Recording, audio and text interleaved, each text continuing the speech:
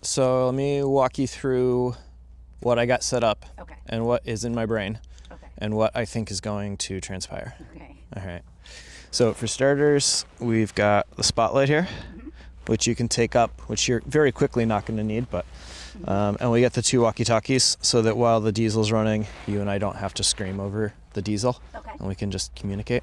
Okay. I want you to just sit right here on the hatch. Okay. And then this heavy black line here is run out to that big wooden cleat and is brought back to the Samson post. Okay. And then that'll end up being a pivot point. Okay. I don't think we'll need it, but I think it'll be a good safety. The current should provide us enough. If you look right down here at the tip of the dock, you can see the ripples. Yeah, I can see it. So, wow, it's turning into a very pretty morning. Yeah, it's gorgeous.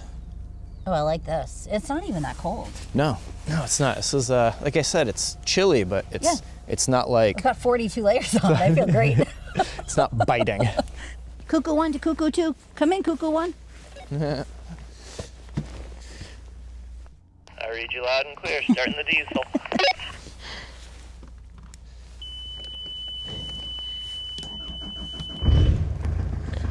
Rum, rum, rum, rum, rum, rum, rum, rum, rum, rum, rum, rum, rum.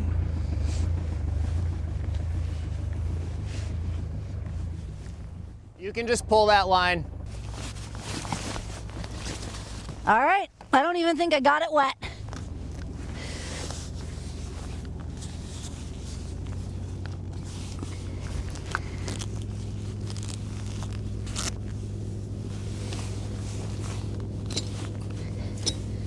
Okay.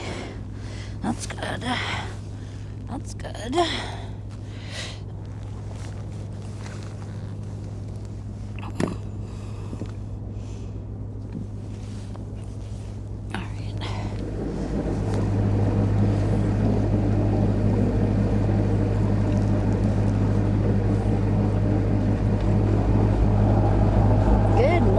Jersey. Hopefully we'll be saying good evening, Delaware. Yes, new state unlocked. It's like an 11-hour day. A little less. Yeah, but right now we're gonna have at least 9 knots astern. Great. So. Well, it's still hitting us from yeah, but we gotta turn and head up the bay. Yeah. So when we turn, it'll come behind us. Yeah, and it looks like I think we'll probably catch enough wind to throw out like a jib or something. Oh yeah, for sure. We'll do some sailing today for sure. Nice.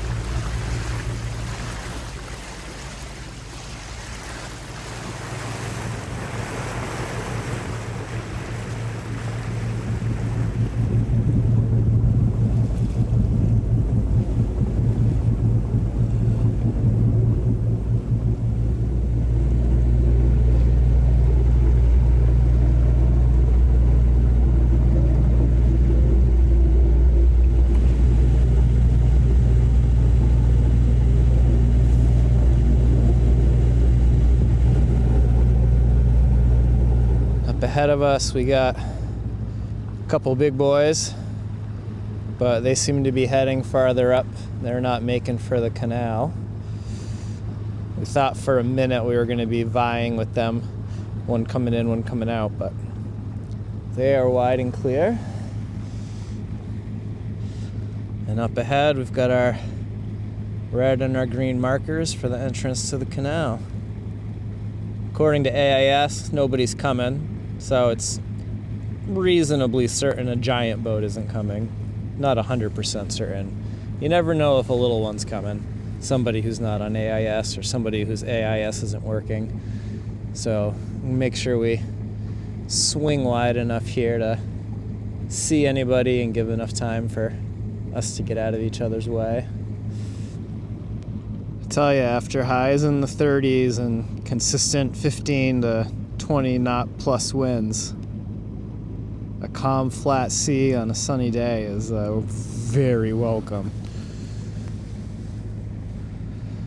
Oh, really, today is the first day of the whole journey south since we left Maine, where it actually kind of feels like we're getting to some warmer weather.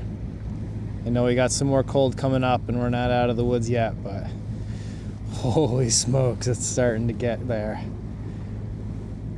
This is like digging for gold and finding some gold dust. It's enough to keep you digging. Rainbow! Look at this huge rainbow! Oh, wow. Honey, look! Yeah, rainbow. Holy cool!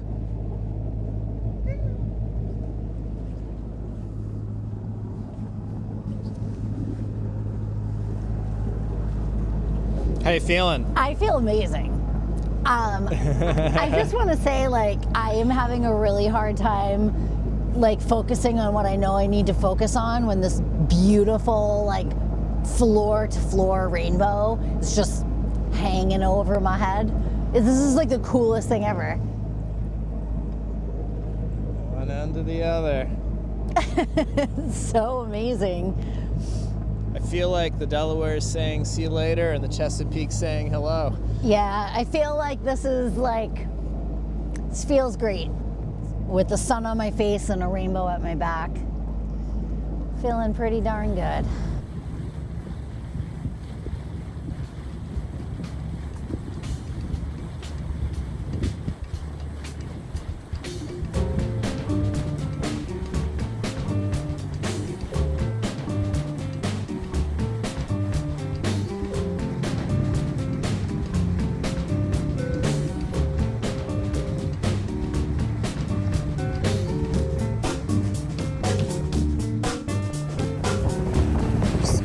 Crab cakes, buddy?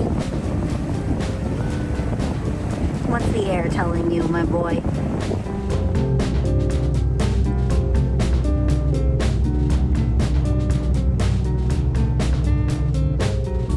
Safe to say shore power is still on. It's Christmassy! Hold my hand in the Christmas time.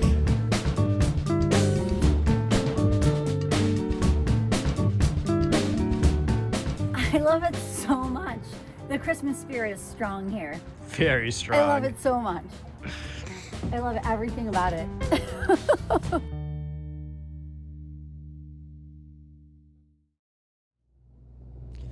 Well, visibility is fantastic today. Yeah, we can see for feet and feet. So we got up this morning at 4 and left. It was a little foggy in the canal, but not bad. And then the fog just got worse and worse and worse the closer we got to the Chesapeake. And I have been thinking about all of those people who have said, you don't need a chart plotter, you don't need radar. I've been navigating for years on an iPad. It's all you really need. And I said, there will come the day when we're going to want all of these tools in the toolbox. And today is one of those days. We have got a good rotation. We're like, okay, we're watching the radar, we're watching AIS, we're pulling up marine traffic to see, what's coming in from afar.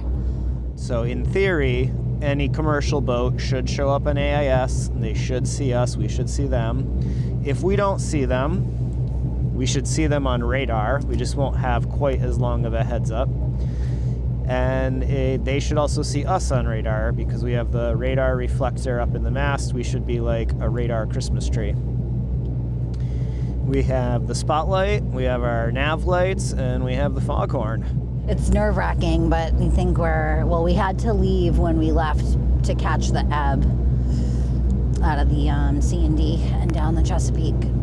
And we also want to be able to pick up, we're making a kind of big run to Annapolis today. It's actually a little shorter than our run yesterday up from Port Norris and through the C&D, but today we're going to push to get to Annapolis where we can hole up for a couple days of bad weather. But I want to go to the Christmas market.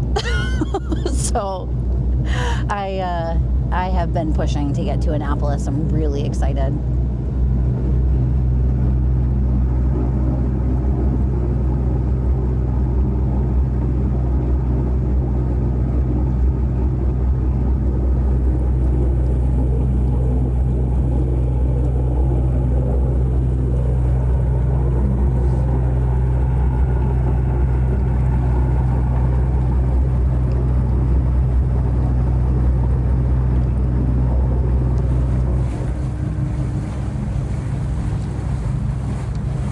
Apparently this is a bridge. The Bay Bridge.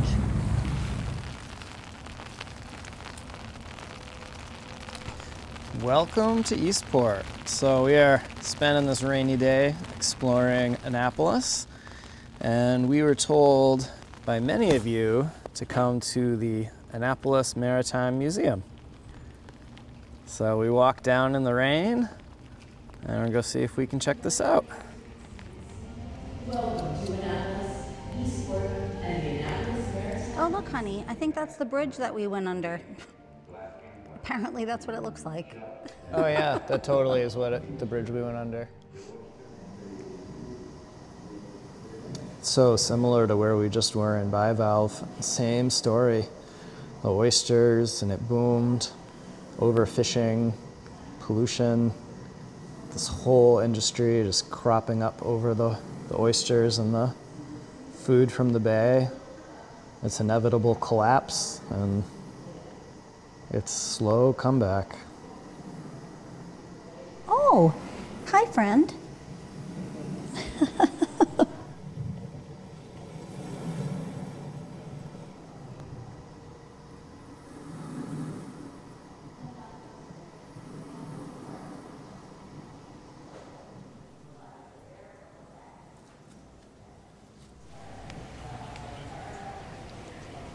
Look at how big these oysters are. What was the stat that one oyster can filter 50 gallons of water a day? Yeah, one oyster, 50 gallons. Yeah. And if you think about, like they were saying in the Delaware, at its peak, it was 6 million bushels of oysters. Wow. How many oysters are in a bushel? Tad bit murkier these days, no? It's like, is the fish speakeasy?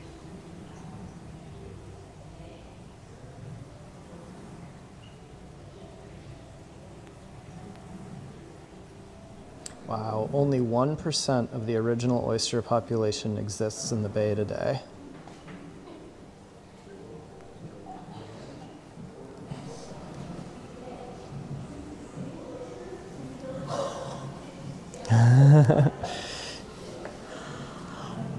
This is the coolest thing ever.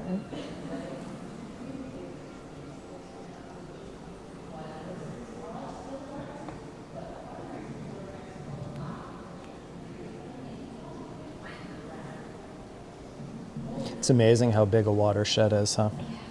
So think about something that happens in upstate New York, Pennsylvania, West Virginia, could have an impact on the Chesapeake because the water drains there. Powerboats, sailing schools, and major events. It is common to see international regattas, fishing tournaments, boat shows, and local traditions right here in Annapolis throughout the year. Much different hull design than Arabella. So the Chesapeake is very shallow. So you can see very shallow hull, can go in real shallow water with the drop center board. So that way when you're working the shallows and coming into port, you can lift the center board. And when you're out sailing in deeper water with more wind, you can lower it.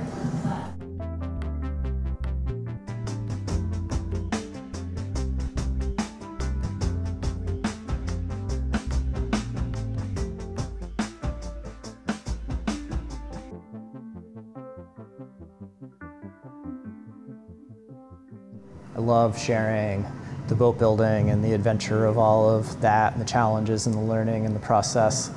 And since we've been transitioning to a cruising channel, I've really struggled pointing the camera at myself and sharing our lives and what's going on. I know it's part of it, and I personally really struggle with it. It's not something that I necessarily love to do. I'm kind of a reluctant YouTuber, but I really, really love being able to share and point the camera at places like this Maritime Center and Bivalve and the Arabella in Gloucester, and just all of these cool places that we get to see, all these interesting people and things that we get to do because of the life that we lead. And I really, really love and enjoy turning the camera outwards and showing everybody what we are experiencing and seeing. And this place is a gem. If you have a chance, come check it out. Thank you so much to everybody who recommended we come here. We may not respond to everybody, but we do read all the emails and all the comments, and we take note. So you said to come here, and we did, and it was well worth it, and I hope you do too.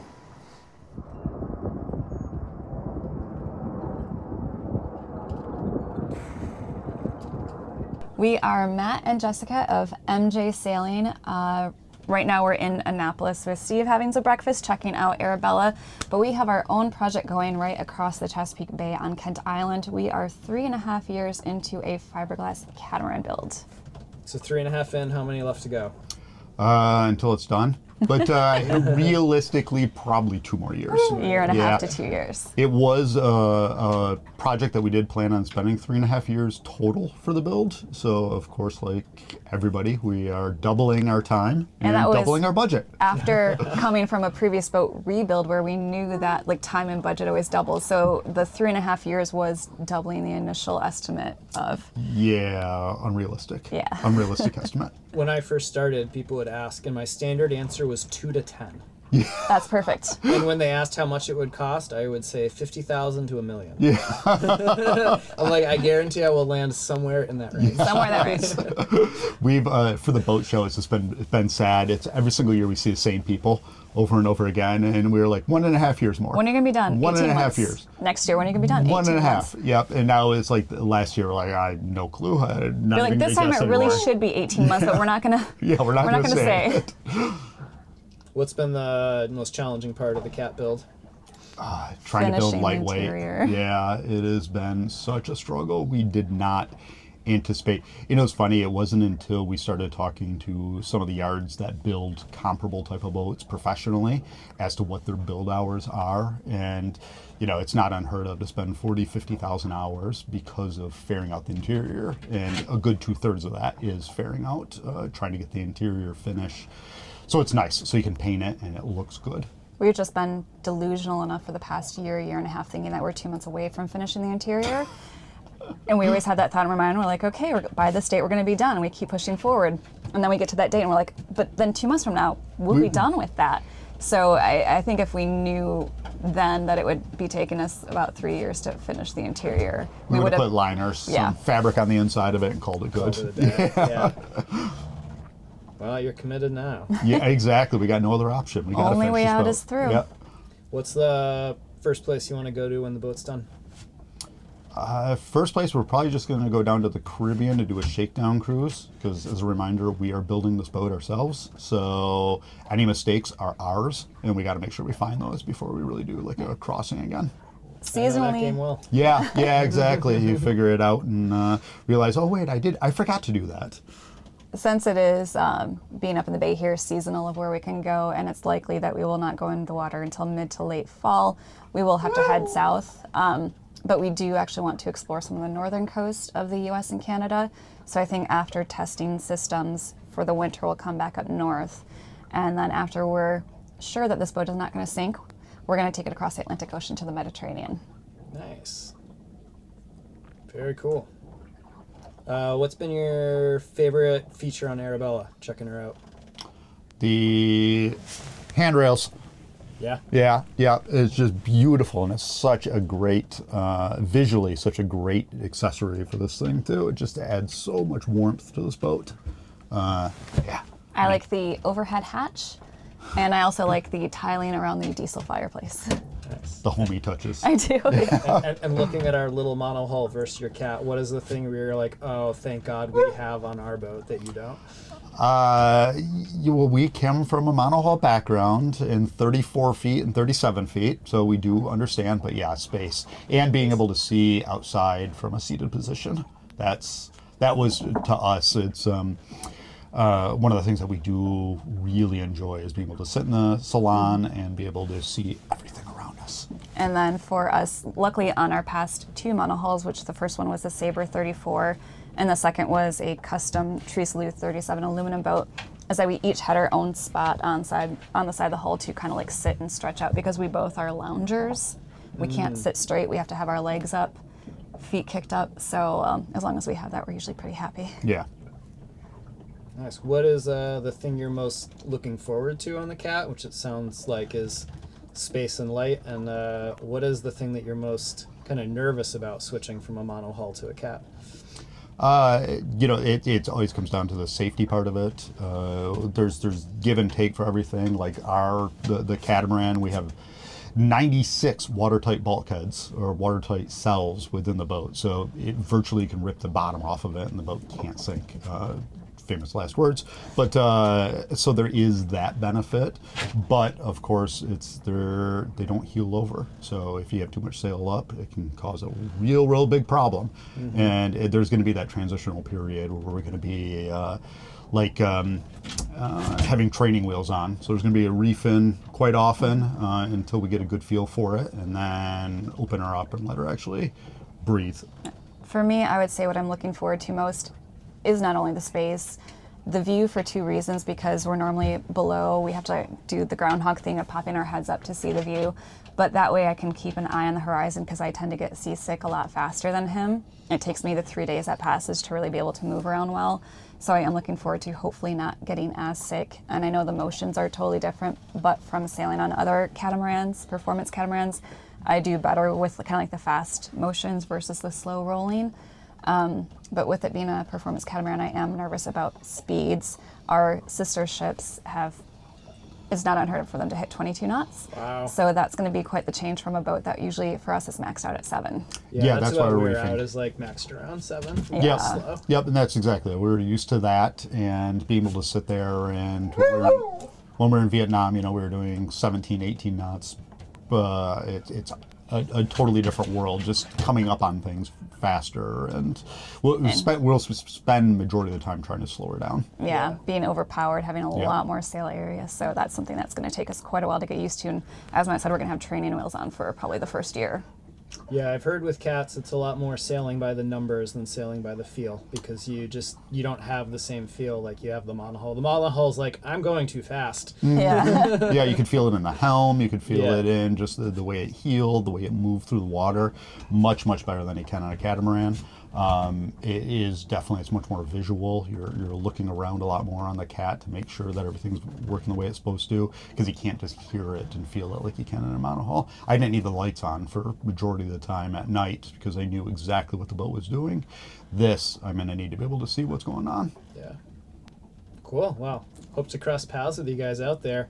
We won't be able Someday. to keep up with you, but maybe we'll see you in Anchorage. That sounds like a good plan. Thank you for having us.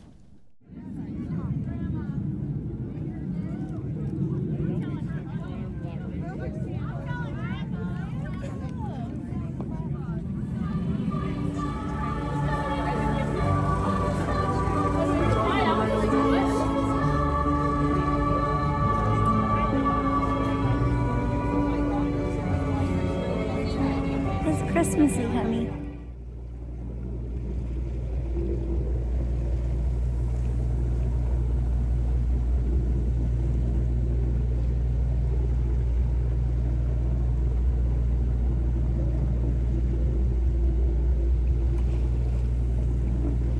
Hey guys.